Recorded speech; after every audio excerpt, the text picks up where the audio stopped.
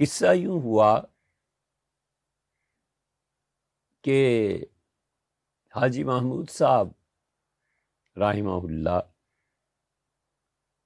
ان کے بیٹے کو جوان لڑکا تھا اور بہت ایکٹیو،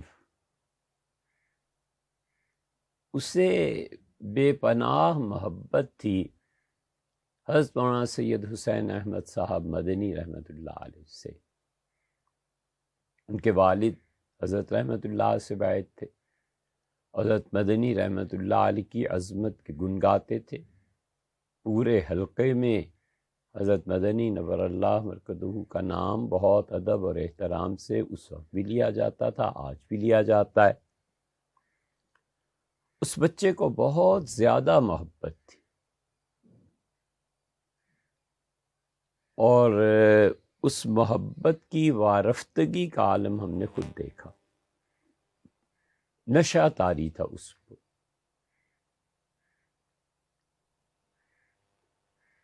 اور ایک چھوٹا سا رسالہ ان لڑکوں نے مل کے نکالا، ابابیل۔ تو بڑی محبت تعلق کی وجہ سے کہا کہ اس میں کچھ تعاون ہونا چاہیے۔ ہم نے کہا ضرور۔ ہمیں اس ابابیل رسالے سے تو کم غرض تھی، اصل یہ تھی کہ اس کی محبت جو حضرت رحمۃ اللہ علیہ سے ہے، اس کا ادب اور اس کا احترام کیا جائے۔ نسبتوں کا ادب ہوتا ہے بچوں، کہ تم فلاں کے بیٹے ہو، فلاں کے پوتے ہو، اور اسی طرح ان نسبتوں سے ہی ذلت ملتی ہے، اور افعال سے ذلت اور عزت کے فیصلے ہوتے ہیں۔ یہ یزیدی کام ہے، یزید سمبل ہے ظلم کا، چنگیز کا پوتا، چنگیز کی اولاد۔ یہ نفرتوں کے اظہار اور محبتوں کے اظہار بھی ایسے ہی ہوتے ہیں۔ صاف کہہ دیتے ہیں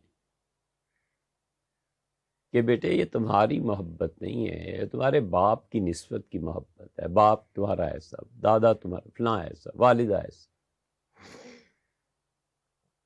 یہ چیزیں اس طرح سے چلتی ہیں۔ اس بچے کا نام ذہن سے نکل گیا،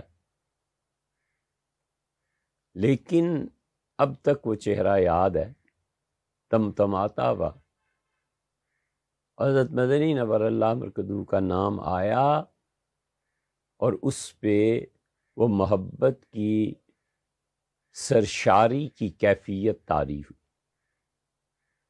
جوانی میں انتقال ہو گیا، اور اس کی دوستوں نے بتایا کہ بڑی اس کی خواہش تھی کہ اس کا جنازہ حضرت مدنی نور اللہ مرکزہ کے باقی جو لوگ دیوبند میں ہیں وہ پڑھائیں۔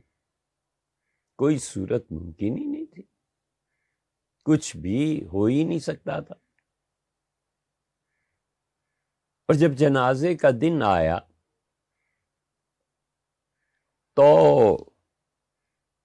انڈیا کی کوئی پرواز پاکستان سے انڈیا یا کہیں سے گزر رہی تھی، اور اس میں کوئی تکنیکی خرابی پیدا ہو گئی۔ لاہور ایئرپورٹ پہ لینڈ کیا، اور معلوم نہیں کیا قانون ہوگا گورنمنٹ کا، کس کا، لیکن حضرت مولانا حسین احمد صاحب مدنی نور اللہ مرکزہ کے صاحبزادے حضرت مولانا ارشد مدنی دامت برکات، وہ بھی پیسنجر تھے۔ اچانک حضرت رحمۃ اللہ علیہ کے صاحبزادے سید ارشد مدنی تشریف لائے،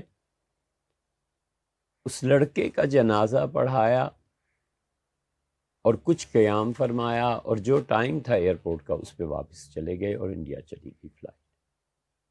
ہم حیران رہ گئے کہ اس بچے کی محبت نے اپنے جنازے کی امامت کے لیے اڑتے ہوئے جہاز کو کھینچ لیا۔ ہم اور آپ ظاہری اسباب پہ سوچتے ہیں اور بات کرتے ہیں، لیکن یہ جو محبت اور یہ جو نفرتوں کے بیج بوتے ہیں اور جن کے دل کینے سے پر ہوتے ہیں، یہ سب چیزیں حقائق محبت کا کمال یہ ہے کہ اعتراض نہیں پیدا ہونے دیتی. تصوف کا یہ بہت مشکل مقام ہے کہ کوئی اپنے شیخ پہ اعتراض نہ کرے. وہ اعتراض کرتا ہے.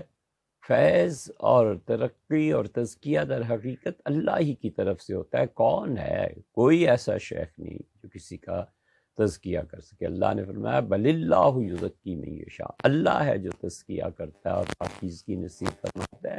شیخ تو ایک ظاہری واسطہ ہوا کرتے ہیں. اب جو آدمی آسمان سے آنے والی برکات کو جو شیخ کی طرف سے ہو کے آتی ہیں ان کو اعتراضات کے ذریعے گدلا کر لے تو اس کا اپنا دل گدلا ہو جائے گا.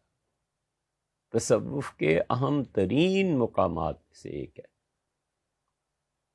کہ جس سے محبت ہے، جو شیخ ہیں ان کے کاموں پر اعتراض نہ کرنا.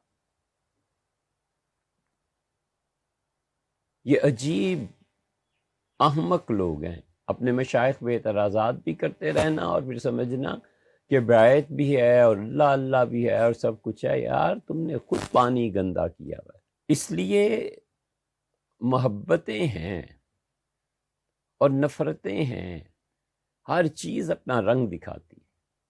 ظاہر میں تکنیکی خرابی تھی، لیکن کون کہہ سکتا ہے کہ اس کی محبت نے اڑتے جہاز کو نیچے کھینچ لیا اور جنازہ پڑھایا اور تشریف لے گئے. اس کی جو تمنا تھی کہ حضرت مدنی نور اللہ مرکزو کی اولاد میں سے کوئی اس کا جنازہ پڑھائے، وہ پوری ہو گئی. کیوں نہیں خیال کیا جا سکتا کہ انشاءاللہ قیامت میں بھی وہ حضرت رحمت اللہ علیہ کے ارد گرد ہی گئی. اس لیے سوچو کس سے محبت ہے، کس کا اتباع ہے، کس پہ اعتراضات. اور اعتراضات کے باوجود یہ خام خیالی کہ میں کوئی ترقی نہیں ہے بھیا، کہیں اور چاہیے.